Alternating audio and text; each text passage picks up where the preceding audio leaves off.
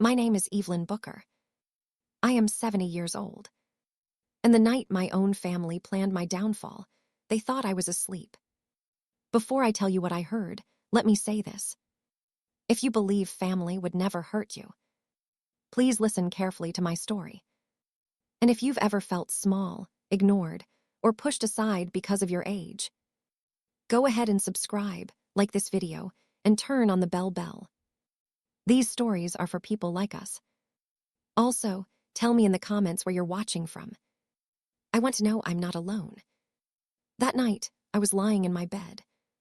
The lights were off. The house was quiet. Or so they thought. I wasn't asleep. My knees were aching, so I had turned onto my side, eyes open, listening to the old clock tick on the wall. Then I heard footsteps. Soft ones. Careful ones. My daughter's voice came first. Low, whispering. She's sleeping, she said. Then my son replied. Good, we need to talk. My heart stopped. Not because I was scared, but because no one says that about someone they love. I stayed still. Didn't move. Didn't breathe too loud.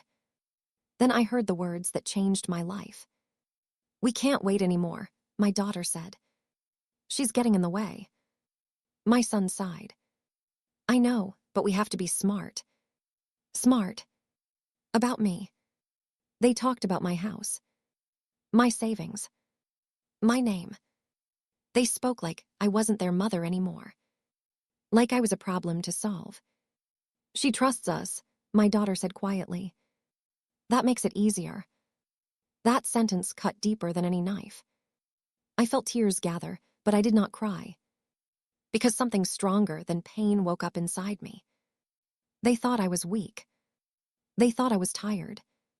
They thought age had made me blind. But lying there in the dark, listening to my own blood plan my fall, I made a decision.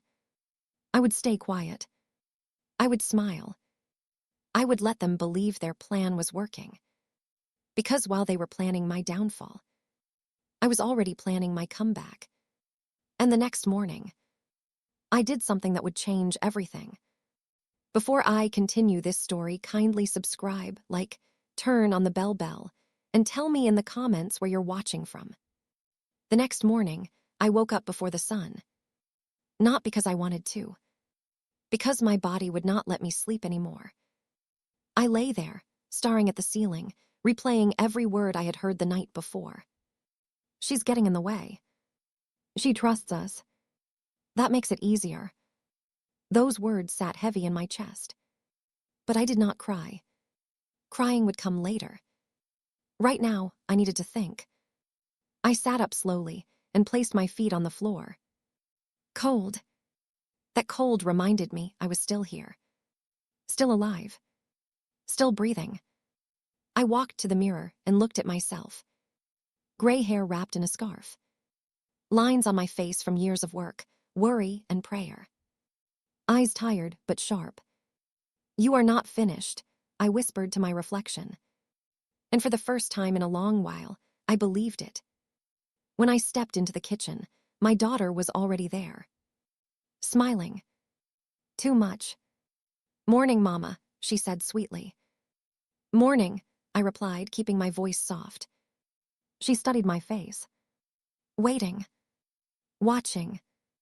You sleep well, she asked. Yes, I lied. Her shoulders relaxed. My son walked in next. Didn't look at me right away. Went straight for the coffee. That told me something. Mom, he said casually, you remember your doctor's appointment next week. Yes, I said calmly. He blinked. Just once. You sure? He asked. I nodded. I remember things, I said gently. They exchanged a glance. Quick. Silent. Dangerous. Oh, good, my daughter said. I worry about you. I smiled. I know you do. And I meant something very different. I moved slowly that morning. On purpose. I let my hands shake a little when I poured my tea. Let my steps drag. Let my voice sound tired. I became exactly who they thought I was becoming. Maybe you should rest today, my daughter suggested. That might be best, my son agreed. I nodded. Yes, I said. I feel a little weak. That word pleased them. I saw it. Weak. I went back to my room and closed the door. And that's when the pretending stopped. I sat on my bed and took out the small notebook I kept hidden under my mattress. Not the one they knew about. This one was old. Private. I wrote down everything. Dates. Words. Who said what. Where they were standing. Because lies fall apart when facts stand still. That afternoon, my daughter came into my room without knocking. You okay in here? She asked. Yes, I replied. She looked around.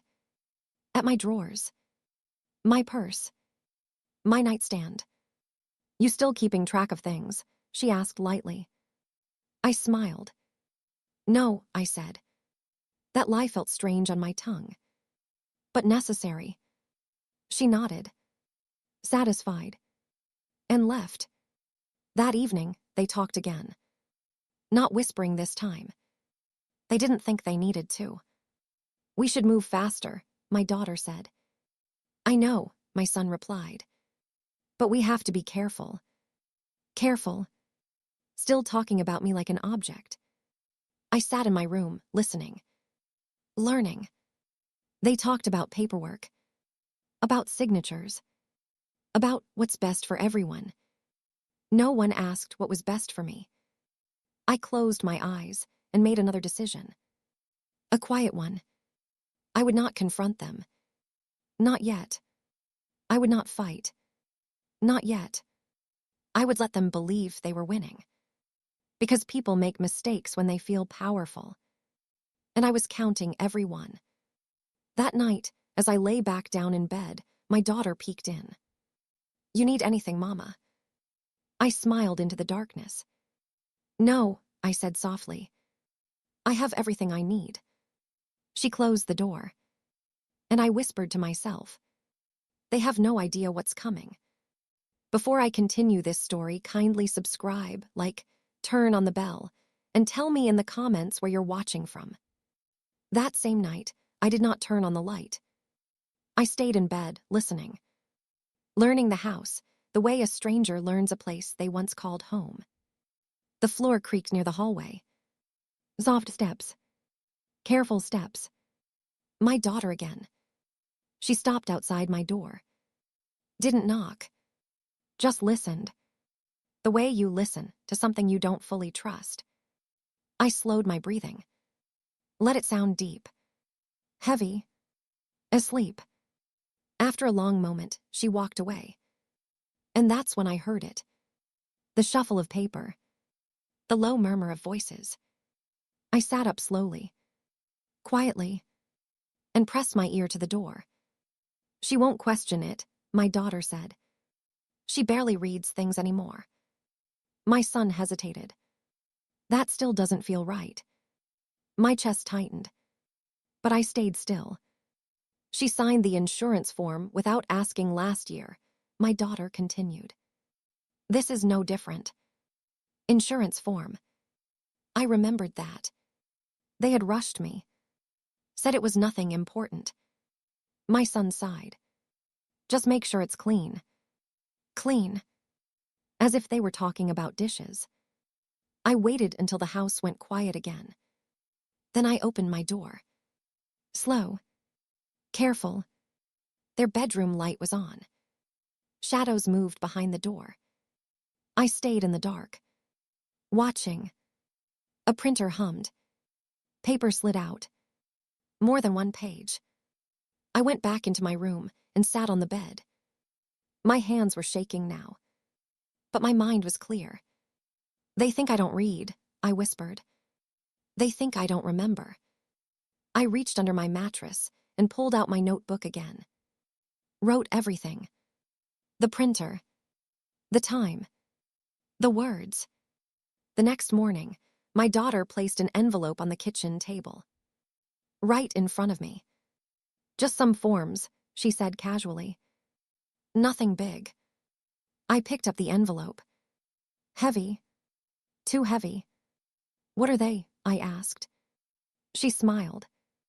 Just to make things easier later. Later. That word again. Do I need to sign? I asked. Yes, she said quickly. But no rush. No rush.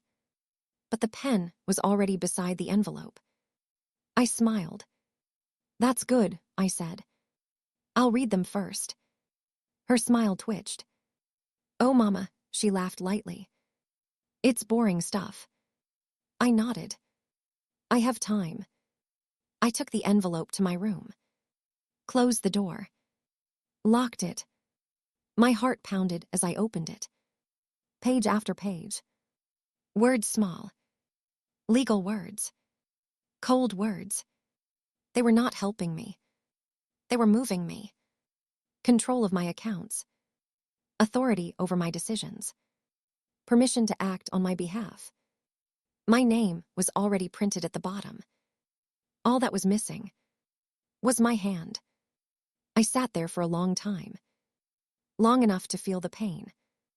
Long enough to let it pass. Then I smiled. A slow smile. Thank you, I whispered. You just showed me everything. I slid the papers back into the envelope. Untouched. Unsigned.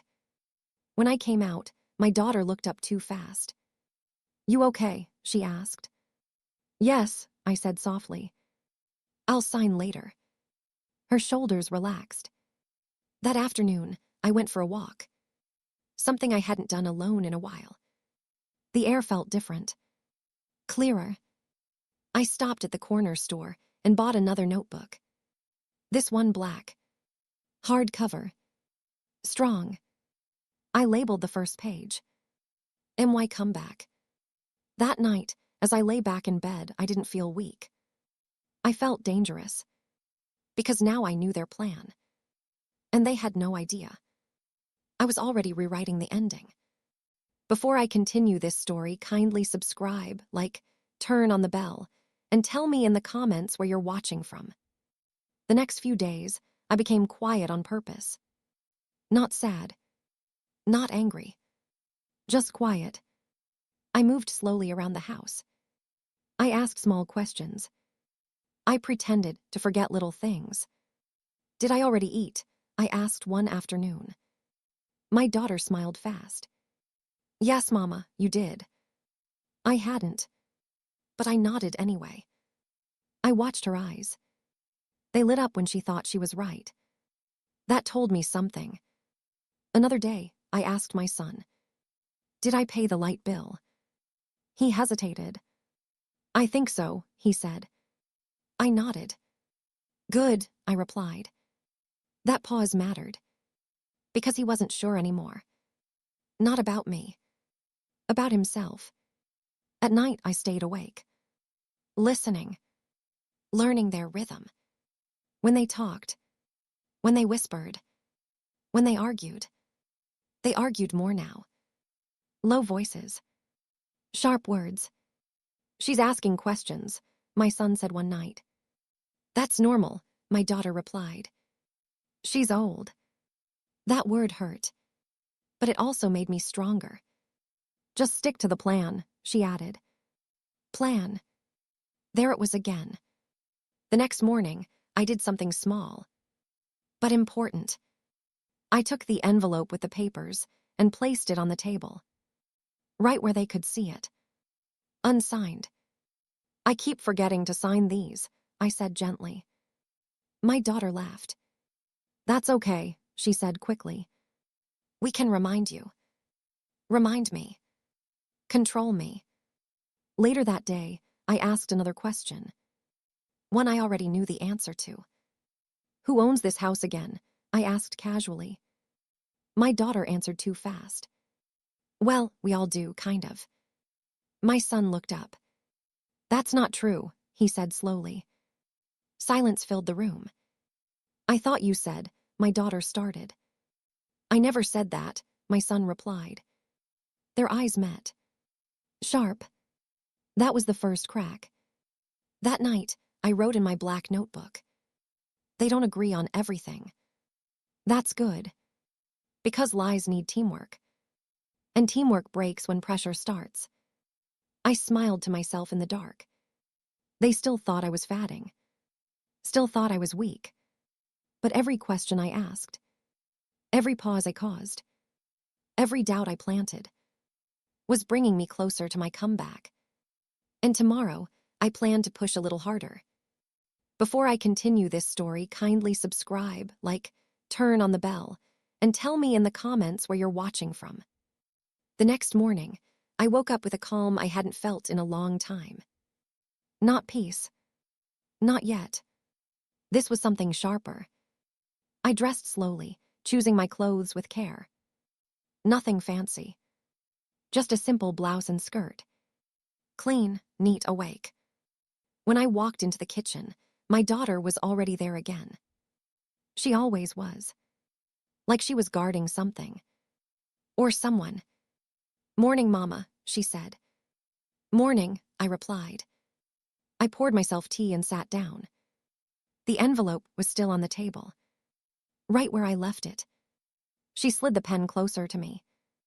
Casual. Too casual. Did you get a chance to sign those papers? She asked. I picked up the pen, turned it in my fingers, then set it down. No, I said. Her smile stiffened. Oh, she laughed lightly. Well, maybe after breakfast. I shook my head. No. That word felt powerful. No. My son looked up from his phone. No, he repeated. I met his eyes. I won't be signing anything today. The room went quiet. Too quiet. Why not? My daughter asked quickly. I shrugged. I want more time. Her jaw tightened. They're just formalities, she said. Then they can wait, I replied calmly. She looked at my son. He didn't say anything. That silence spoke louder than words. I'm just worried, she said, changing her tone. You've been forgetting things. I tilted my head. Like what? She opened her mouth. Closed it. Well, small things, she said. Name one, I replied. She couldn't. My son shifted in his chair. Mom remembers a lot, he said slowly. My daughter shot him a look. I'm trying to help, she snapped. I smiled. I know, I said softly. That's why I'm being careful. Careful. That word annoyed her. I could see it. Later that day, I went into the living room and sat where they could see me. I opened the black notebook. Wrote slowly. Deliberately. What are you writing? My daughter asked. Oh, I said, not looking up. Just notes. Her eyes narrowed. That's good, she said. Writing helps memory. I looked up at her then. It also helps truth, I replied. She didn't answer. That night, I heard them arguing. Not whispering this time. She's pushing back, my daughter hissed. Maybe we should slow down, my son replied. We don't have time, she snapped. She's catching on. I sat on my bed, heart steady. Because she was right. I was catching on. And the more I did, the more afraid she sounded. I wrote one last thing in my notebook before sleeping. If they rush, it means they're losing control. I turned off the light and smiled in the dark. Because tomorrow, I plan to take control away completely. Before I continue this story, kindly subscribe, like, turn on the bell, and tell me in the comments where you're watching from. I woke up to a phone ringing. Not my phone. Theirs. It was early. Too early for casual calls. The house was still quiet, wrapped in that soft morning silence that usually feels peaceful. But that day, it felt sharp. I stayed in bed. Didn't move. Didn't cough. Didn't shift the blanket. The ringing stopped. Then I heard my daughter's voice. Low. Careful. Yes, she whispered. She's still asleep. My stomach tightened. I sat up slowly and pressed my feet to the floor. Bare. Cold. She refused again yesterday, my daughter continued. Yes, she's asking questions now. Questions. That word again. A man's voice answered her. Not my son's. Not family. A stranger. She's still legally sound, the man asked. I froze. Yes, my daughter replied quickly. But we can handle that. Handle that. Like I was paperwork. Good, the man said. Then we moved to the next step. I leaned closer to the door, heart pounding. But my mind stayed clear. What next step? My daughter asked. There was a pause. Then, we document concerns, the man said. Memory lapses, confusion, resistance. Resistance. She's resisting, my daughter agreed. But gently. I clenched my fist. So that's what this was. Not care. Not help. A story. We'll need a witness, the man continued. Someone close, someone trusted. My breath caught. My brother, my daughter said after a moment. He already thinks she's slowing down. The call ended. I stepped back quietly. Sat on the edge of my bed. Hands shaking now. This is bigger than I thought, I whispered. They weren't just planning. They were building a case. That morning at breakfast, my daughter acted normal. Too normal. Did you sleep well, Mama? She asked sweetly. Yes, I replied. She smiled. Relieved. My son drank his coffee quietly. Didn't look at me. Didn't look at her. I watched them both. One hiding fear. The other hiding doubt. And right then, I made another decision. A serious one. If they were bringing outsiders into my life, then I would bring the truth out into the open. But first, I needed to know exactly how far they were willing to go. That afternoon, my daughter left the house dressed nicely. Hair done. Shoes polished. Where are you going? I asked. She smiled. Just an appointment. I nodded. But my heart knew. She wasn't just making plans anymore. She was putting them into motion. And whatever this next step was, it was coming fast. Before I continue this story, kindly subscribe, like, turn on the bell, and tell me in the comments where you're watching from. The knock came just after noon. 3 short taps. Polite. Professional. I was sitting in the living room, folding laundry. On purpose. I wanted to look ordinary. Harmless. My daughter opened the door quickly, like she had been waiting for it. Come in, she said warmly. Too warmly. A man stepped inside. Tall. Clean shirt. Calm eyes that didn't quite smile. Good afternoon, he said. I'm Mr. Collins. I looked up slowly. Good afternoon, I replied. This is my mother, my daughter said. Evelyn. He nodded at me. Nice to meet you. He sat across from me without asking. Pulled out a small notebook. Not big. Not obvious. We're just here to chat, he said gently. No pressure. I smiled. I like chatting. My daughter stood behind him. Watching. Listening. How have you been feeling lately? He asked. Fine, I said. Any trouble sleeping? Sometimes. Confusion. No. He scribbled something anyway. That annoyed me. Do you remember what day it is? He asked. Yes, I replied. It's Thursday. He checked his watch. It was. And the year. 2025. Another note. He leaned back slightly. Your daughter mentioned some memory issues. I turned to her. "Oh," I said. "You did." She smiled nervously.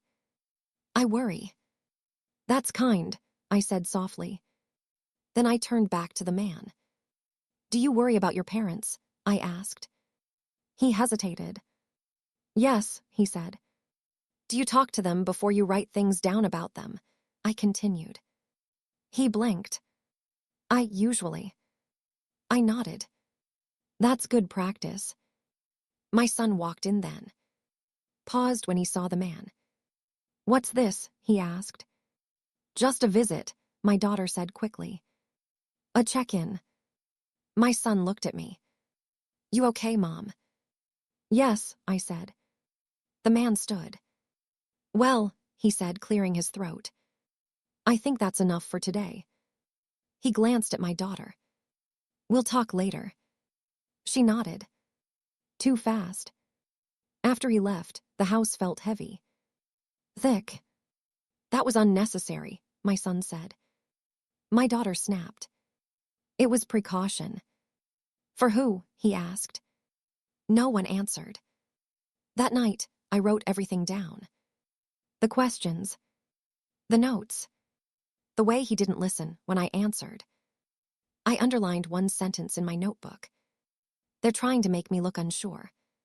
And right below it I wrote, "I will not give them that." Because now I knew. They weren't just planning. They were moving. And tomorrow, I would make my move too. Before I continue this story, kindly subscribe, like, turn on the bell, and tell me in the comments where you're watching from. That night, I didn't sleep much. Not because I was afraid, but because my mind was working faster than my body could rest. I lay in bed, staring at the ceiling, listening to the house breathe around me. Every sound felt louder now. Every footstep meant something. They thought they were the only ones planning. They were wrong. Just after midnight, I reached under my pillow and took out my phone. Old. Simple. But still mine. I didn't call family. I didn't call friends. I called someone who had known me long before I became old. "Hello," a familiar voice answered. "Tessa," I whispered. "Yes, Evelyn," she said, surprised. "Is everything okay?" "I need to talk," I said. "And I need you to listen." Tessa had worked with me for over 20 years. She had seen me lead meetings, manage money, raise children, and stand my ground. She knew my mind. "They're saying I'm confused," I told her quietly.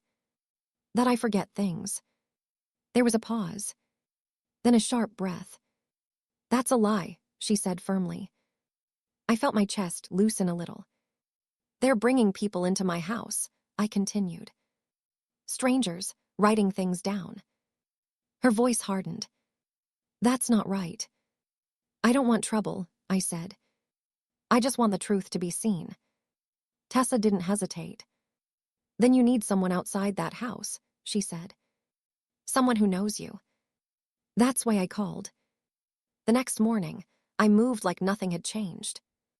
I made breakfast. I cleaned the kitchen. I smiled when spoken to. My daughter watched me closely. My son stayed quiet. Around noon, there was another knock at the door. Not sharp. Not rushed. Confident. "I'll get it," I said before anyone else could move. When I opened the door, Tessa stood there. Calm. Straight-backed. Eyes clear. "Good afternoon," she said warmly. "I'm here to see Evelyn Booker." I smiled. "I'm right here." My daughter froze. My son blinked. "Who's this?" my daughter asked quickly. "A friend," I replied. "One who knows me well." Tessa stepped inside and looked around. Took everything in. Then she looked straight at my daughter. "Evelyn called me," she said calmly. She sounded sharp, clear, concerned. My daughter forced a smile. "We've just been worried about her memory." Tessa nodded slowly. "I'd be worried too," she said. "If someone suddenly said I was confused when I was." The room went quiet. Not awkward. Serious. And for the first time since this began, I wasn't standing alone. Before I continue this story, kindly subscribe, like, turn on the bell, and tell me in the comments where you're watching from. Tessa didn't sit down right away. She stood in the middle of the living room, calm and steady, like someone who knew exactly where she was. My daughter shifted her weight. My son folded his arms. "So," Tessa said gently, "what's been happening?" No anger. No accusations. Just a question. My daughter spoke fast. "We've noticed Mom getting confused, forgetting things." Tessa nodded slowly. "Like what?" There was a pause. A long one. "Well, little things," my son said. "Names, dates." Tessa turned to me. "Is that true, Evelyn?" I met her eyes. "No," I said clearly. "It's not." The room felt tighter after that. Tessa didn't argue. She didn't push. She simply pulled out a small notebook. "Evelyn," she said kindly, "can you tell me what day it is?" "Thursday," I replied. "Just after noon." "And yesterday?" "Wednesday, I baked bread." "And last month?" "I paid my electricity bill early because the rates were going up." Tessa wrote nothing down. She just listened. Then she turned back to my children. "You said strangers have been coming here." My daughter nodded. "Yes, to help." "Who invited them?" Tessa asked. My daughter hesitated. "Well, we did." Tessa raised her eyebrows slightly. "Did Evelyn agree?" Silence. I answered instead. "No." My son cleared his throat. "We were trying to protect her." Tessa's voice stayed calm. "Protection doesn't begin with silence," she said. "And it doesn't begin by speaking over someone." My daughter's smile faded. "Evelyn," Tessa continued, "have you signed anything recently?" The air shifted. My daughter looked away. My son's jaw tightened. "I was asked to," I said slowly. But I didn't understand what it was. Tessa's pen stopped moving. "What kind of papers?" I was told they were just updates. Tessa closed her notebook. "Updates to what?" No one answered. I looked at my children. "Why didn't you tell me?" I asked quietly. My daughter swallowed. "We didn't want to worry you." Tessa stood straighter. "Then why didn't you let her read them?" That was when the truth cracked. Just a little. But enough. My son spoke, low and tight. "We were planning ahead." "For what?" Tessa asked. "For when she couldn't decide anymore." The words hit the room like dropped glass. I felt my chest tighten, not from fear, but from something sharper. Betrayal. "I'm still deciding," I said softly. "And I'm listening now." Tessa nodded once. "Good," she said. "Because I think we need to talk about what happens next." My daughter stepped forward. "What are you saying?" Tessa looked at me first, then back at them. "I'm saying," she said calmly, "this story isn't finished." And for the first time, they looked uncertain. Before I continue this story, kindly subscribe, like, turn on the bell, and tell me in the comments where you're watching from. That night, I didn't sleep. Not because I was afraid, but because my mind was finally awake. I lay in bed staring at the ceiling, listening to the house breathe. Every creak, every sigh of old wood felt louder than usual. This was the same house where I raised them. The same walls that heard bedtime prayers, teenage arguments, slammed doors, apologies whispered too late. And now, plans made without me. Around 2 a.m., I sat up. My heart wasn't racing. My hands weren't shaking. I felt clear. That scared me more than fear ever could. I reached for the folder Tessa had asked me to keep close. "Anything you've signed," she said earlier. "Anything you didn't fully read." I thought there was nothing. I was wrong. At the bottom of my bedside drawer, under old birthday cards and a pair of reading glasses, I found it. A thin envelope. Cream-colored. My name written neatly on the front. I opened it slowly. Inside were copies. Not originals.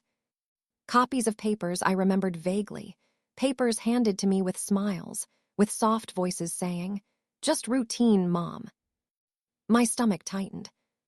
One page talked about authority. Another about access. Another about decisions. The words were polite. Professional. Dangerous. I read every line. Then I read them again. Then a third time. They weren't taking everything. Not yet. They were positioning themselves. Waiting. Like people circling a chair they think will soon be empty. I heard footsteps in the hallway. I slid the papers back into the folder just as my daughter's shadow passed my door. She didn't knock. She never did anymore. In the morning, I moved differently. Slower. Quieter. Observing. At breakfast, my daughter chatted about nothing. The weather. The price of eggs. A neighbor's dog. My son didn't look at me once. His phone stayed in his hand. I watched them like strangers, wearing familiar faces. After they left for errands, I called Tessa. "I found them," I said. There was a pause on the line. "Are you safe?" she asked. "Yes," I replied. "But I won't be if this keeps going." She exhaled slowly. "Good," she said. "Then we move carefully." "What do I do?" "You don't confront," Tessa said. "You confirm." She told me what to check. Where to look. Who to speak to. Quietly. By noon, I was out of the house for the first time alone in weeks. No announcements. No explanations. I went somewhere they never thought I would. Not a lawyer. Not the police. Something much closer to home. I sat across from a woman who had known me for years. She looked at the papers. Then at me. Then back at the papers. "Evelyn," she said gently. "Do you know what this means?" "Yes," I said. "And that's why I'm here." She nodded. "You're not confused," she said. "You're being rushed." That word landed hard. Rushed. As if my life had an expiration date, they were quietly counting down. When I returned home that evening, my daughter was already there. She smiled too quickly. "You look tired," she said. I smiled back. "I've been busy." Her eyes flickered. Just for a second. That night, I made a decision. Not loud. Not dramatic. But final. I would let them keep talking. Let them keep planning. Let them believe I was still asleep. Because the truth was, I had never been more awake in my life.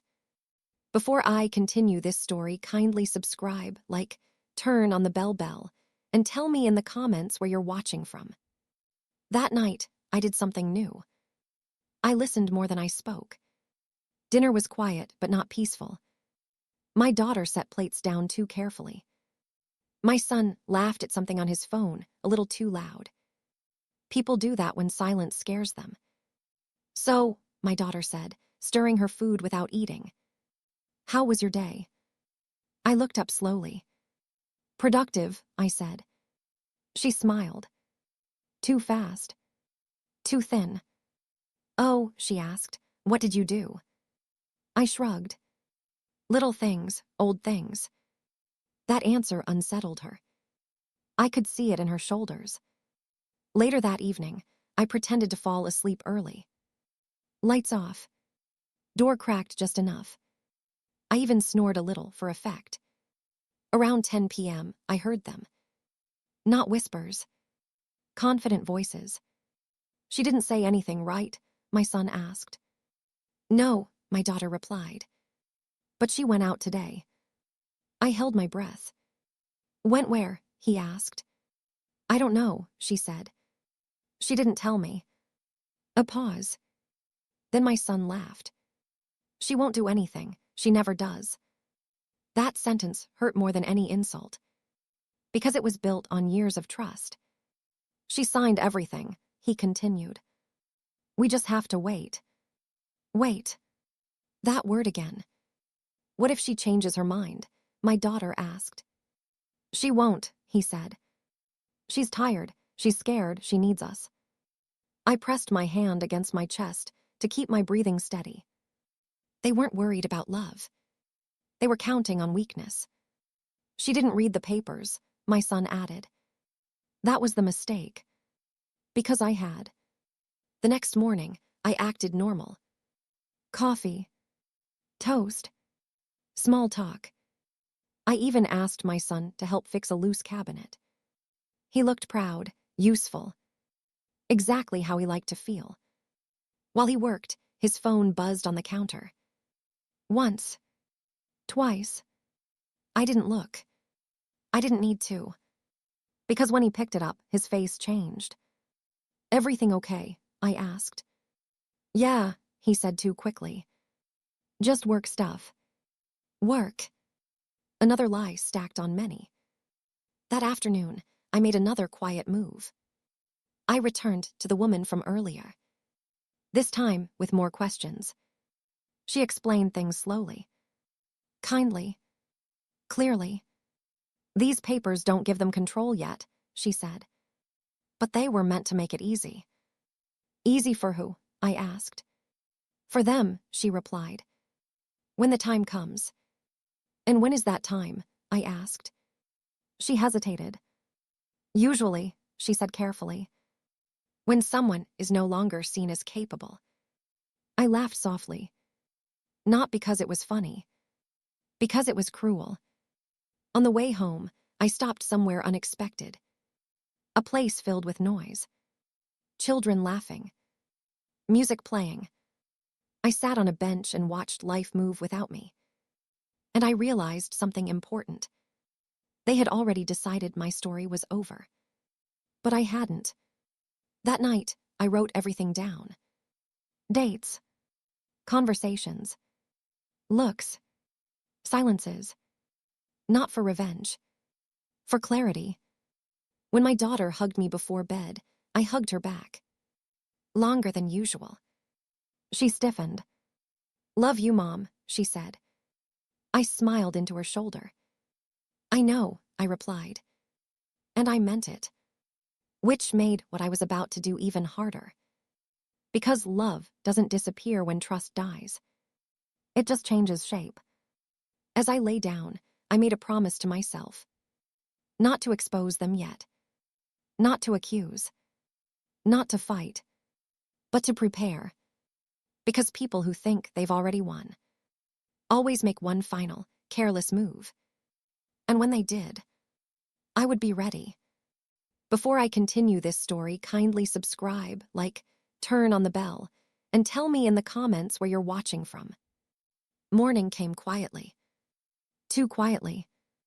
The kind of quiet that feels like the world is holding its breath. I woke before everyone else. Not because I couldn't sleep, but because my mind was already moving. Planning. Connecting. Remembering. I made breakfast like always. Eggs. Toast. Tea. Normal things make people careless. My grandson shuffled into the kitchen first. He barely looked at me. Morning, Grandma, he said, already scrolling on his phone.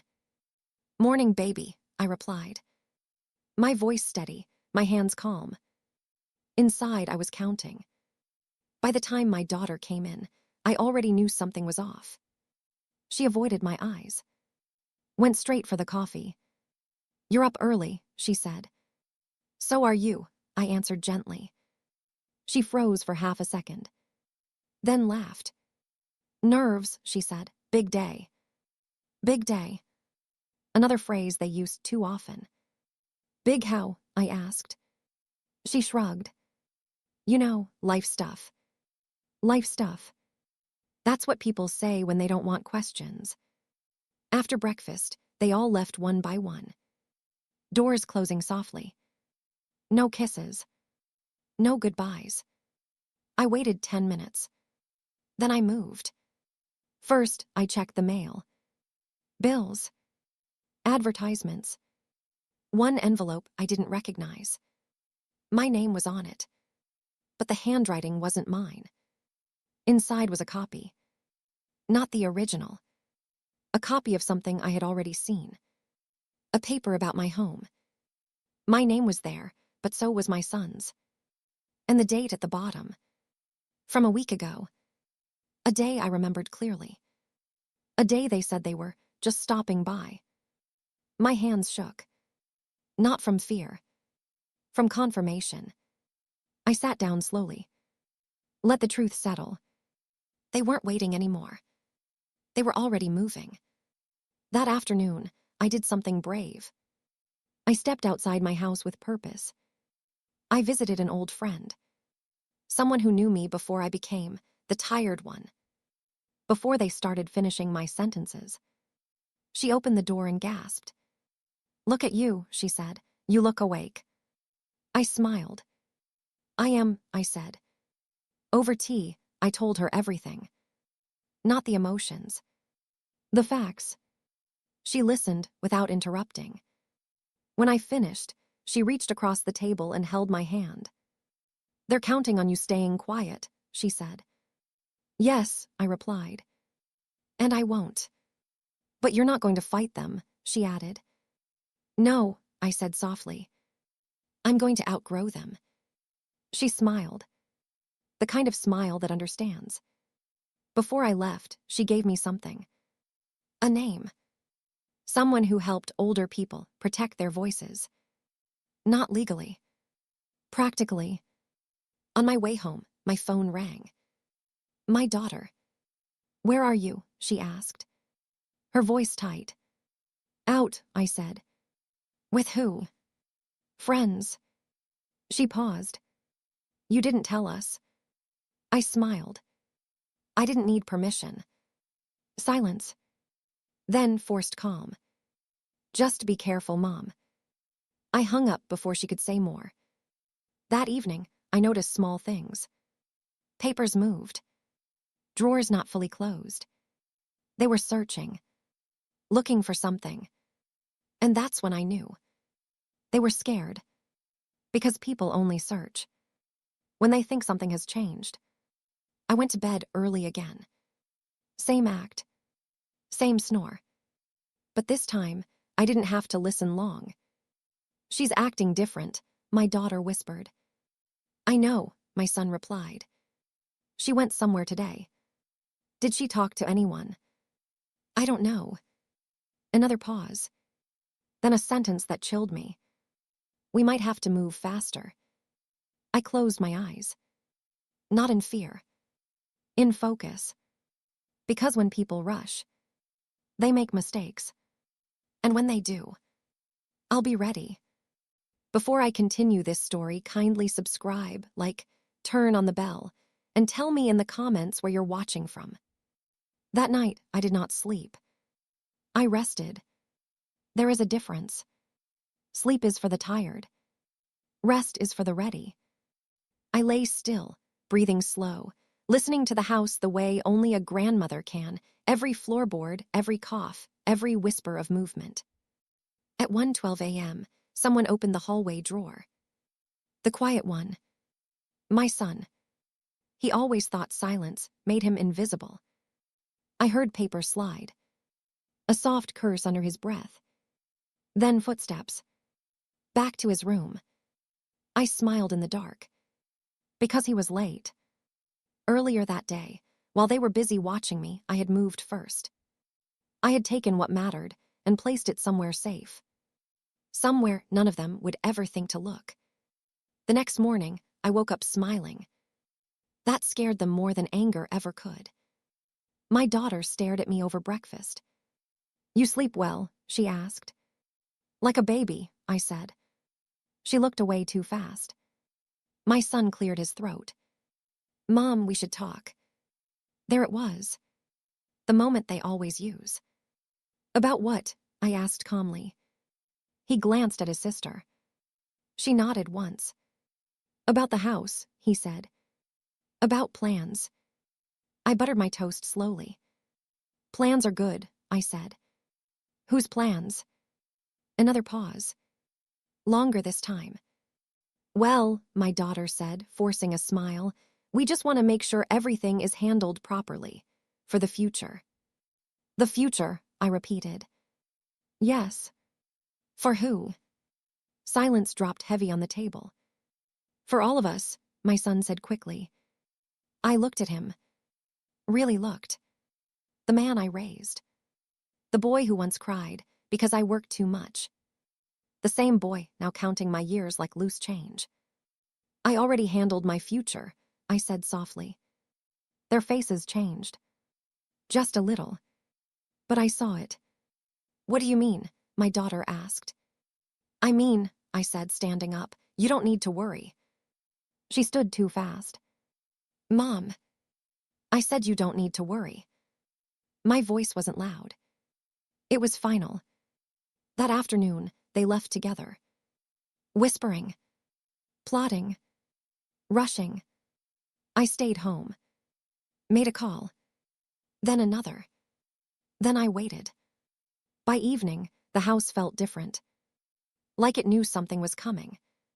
When they returned, they were confident again. Too confident. That's always the mistake. My daughter sat beside me. Put her hand on mine. Mom, no matter what happens, we love you. I looked down at her hand. Then back at her face. I know, I said. She relaxed.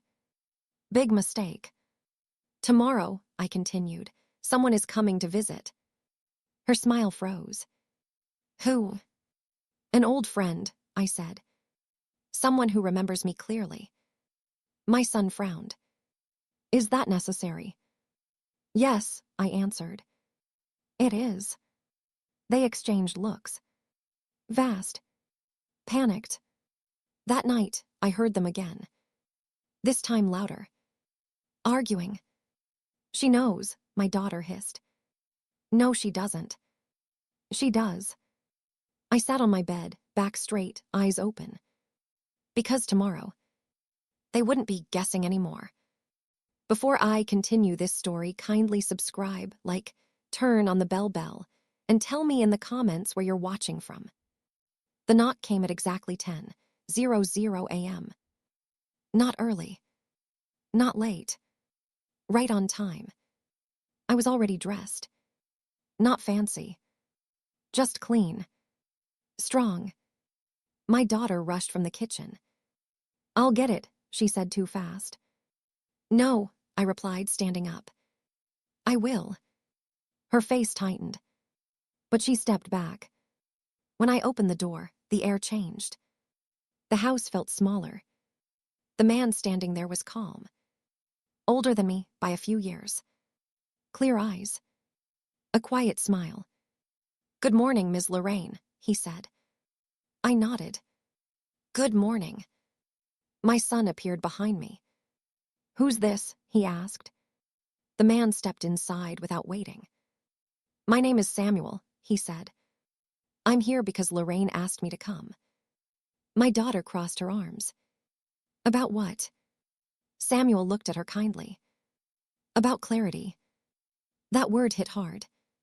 Clarity. We sat in the living room. Same couch. Same rug. Different power. Samuel placed a small folder on the table. Didn't open it. Didn't rush. Before we talk, he said, I want to ask something. He looked at my children. Do you believe Lorraine understands her own life? My daughter laughed. Of course she did. Of course, she said quickly. Samuel nodded. Good, then this will be easy. He turned to me. Lorraine, do you remember what you told me last week? I do, I said. And do you stand by it? Yes. My son shifted. Mom. Samuel raised one finger. Let her speak. I leaned forward. I said I was done being managed, I said. Done being spoken over. Done being treated like I already left this world. Silence. Heavy. Samuel finally opened the folder. Inside were copies. Notes. Dates. I was asked to observe, he said calmly. And I did. My daughter's voice shook. Observe what? Patterns, Samuel answered. Pressure, timing, conversations. My son stood. This is ridiculous. Samuel looked up at him. Sit down. Something in his voice made my son obey. Samuel continued. Lorraine is not confused.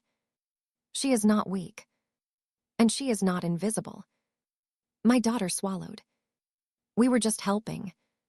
Samuel nodded slowly. That's what people always say. He closed the folder. For now, I'm done. I stood up. My heart steady. But I'm not. They looked at me. Really looked. For the first time in a long time. Tomorrow, I said softly. We talk about everything you planned without me. My daughter whispered. How do you know? I smiled.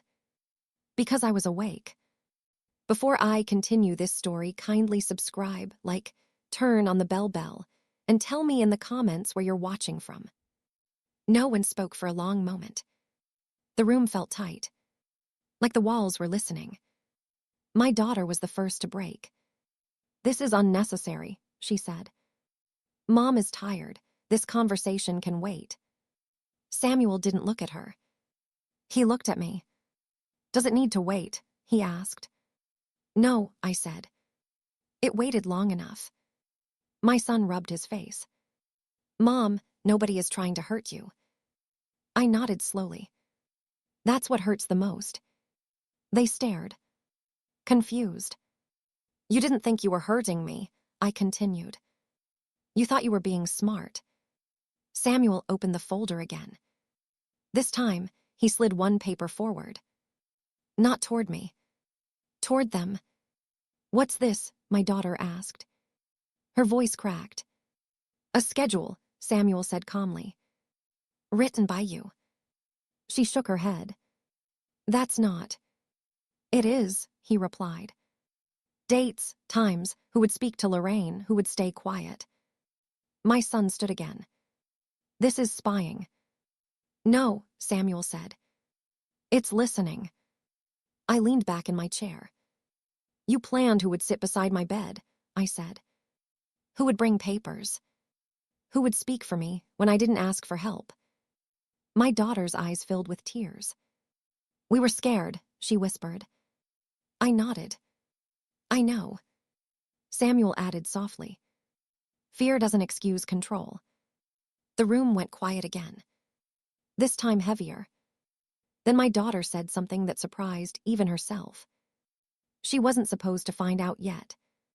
The words dropped like glass. My son turned to her.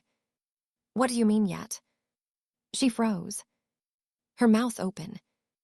Her secret already out. I closed my eyes. Just for a second. Then I opened them. That's the detail you forgot, I said gently. You thought time was on your side. Samuel stood. I'll leave you to talk as a family, he said. But Lorraine will not be ignored anymore. When he left, the house felt hollow. My son sat down slowly. Mom, what do you want? I looked at both of them. My voice back, I said. My choice is back. And if we don't agree, my daughter asked. I smiled. Then I'll still choose. They didn't argue. Because for the first time, they believed me.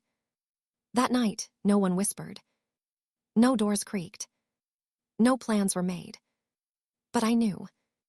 This wasn't over. Not yet. Because tomorrow, I would make my first move. Before I continue this story, kindly subscribe, like, turn on the bell, and tell me in the comments where you're watching from. Morning came slow. Not quiet, just careful. Like everyone was afraid to move too fast and break something fragile. I woke up with peace in my chest. That surprised me. I had spent so many nights afraid of what might happen. This morning, I knew exactly what would. I dressed myself. Not rushed. Not shaky. Each button done with purpose. When I stepped into the kitchen, my daughter was already there. She didn't smile. She didn't speak. She just watched me. "Good morning," I said. "Morning," she replied softly. My son came in next. He stopped when he saw me. "You're up early." "I have things to do," I said. They exchanged looks again. The same look they always shared when they thought I wasn't paying attention. Only now, I was. After breakfast, I cleared my plate. Didn't offer to wash theirs. Didn't wait. "I'm going out," I said. My daughter looked up fast. "Where?" I put on my shoes slowly. "Somewhere important." "Do you want company?" my son asked. "No," I replied. "I want quiet." That word scared them. Quiet means thinking. Thinking means deciding. I stepped outside alone. The sun felt warm on my face. For the first time in a long while, the world didn't feel like it was closing in. I walked down the street, past neighbors who waved, past places filled with old memories. I went somewhere they never thought I would. Not because I couldn't, but because they assumed I wouldn't. I met with someone who asked me one simple question. "What do you want, Lorraine?" No one had asked me that in years. I didn't answer right away. I let the question sit. Let it stretch. "I want control of my days," I finally said. "I want peace without permission." The person nodded. "That can be arranged." When I returned home, the house felt tense. Like it knew something had shifted. My daughter met me at the door. "You didn't tell us where you went." I met her eyes. I wasn't asking. She stepped back. Just a little. That afternoon, my son knocked on my door. "Mom, are you planning something?" I smiled gently. "Yes." "What kind of something?" "The kind that doesn't include fear." He swallowed hard. "Does it include us?" I paused. That was the hardest part. "I haven't decided yet," I said. His face fell. And for the first time, they understood what it felt like. To be unsure. To be waiting. To not be in control. That night, I packed a small bag. Just essentials. Just in case.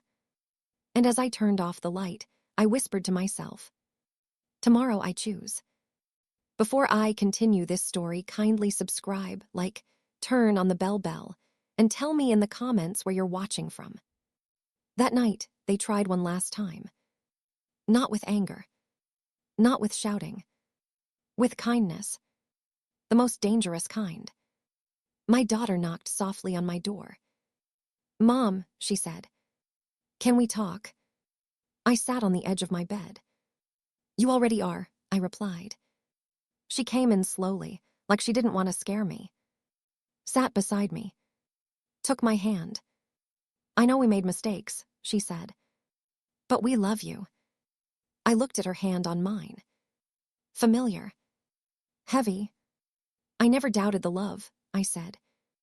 "I doubted the respect." Her eyes filled. "We were just trying to protect you." I nodded.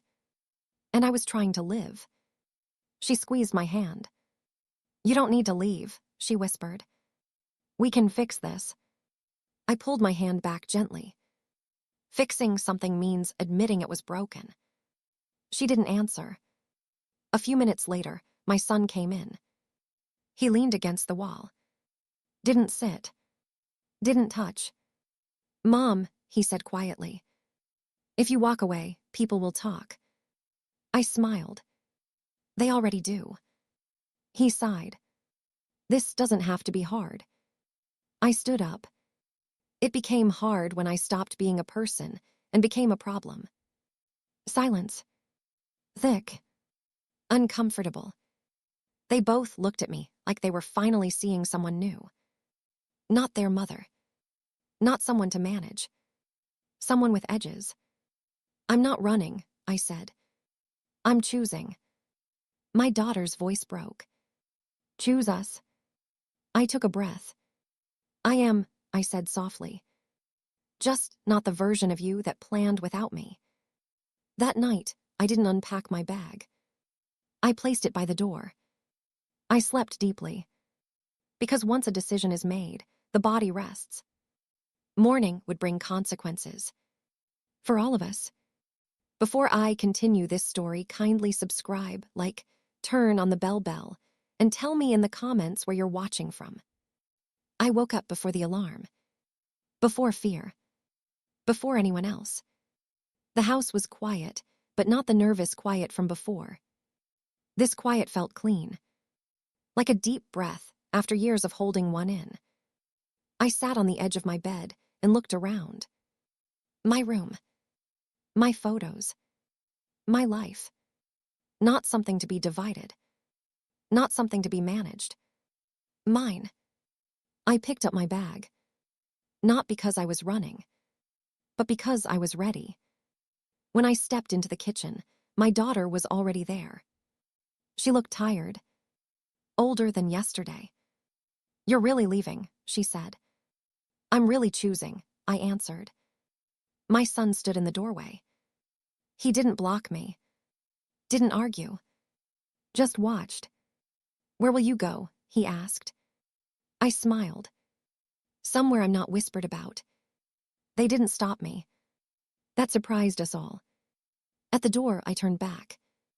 Not angry. Not shaking. I raised you to be strong, I said. But strength without kindness becomes control. My daughter's eyes filled. I didn't know how to stop. I nodded. Neither did I. Until now. I stepped outside. The sun hit my face like a blessing. I went somewhere simple. Quiet. A small place filled with people who greeted me by name. Who asked me what I wanted to eat. What I wanted to do. Who didn't speak for me. Days passed. Then weeks. I felt lighter. Stronger. More myself than I had been in years. They called sometimes. Not to plan. Not to manage. To listen. One afternoon, my daughter said softly on the phone, I didn't know you were still in there. I smiled. I never left, I said. You just stopped looking. I didn't take revenge. I didn't raise my voice. I didn't need a courtroom or a fight. I simply stepped back into my own life. And that changed everything. Because the greatest comeback is not proving them wrong. It's living so fully. They can no longer ignore who you are.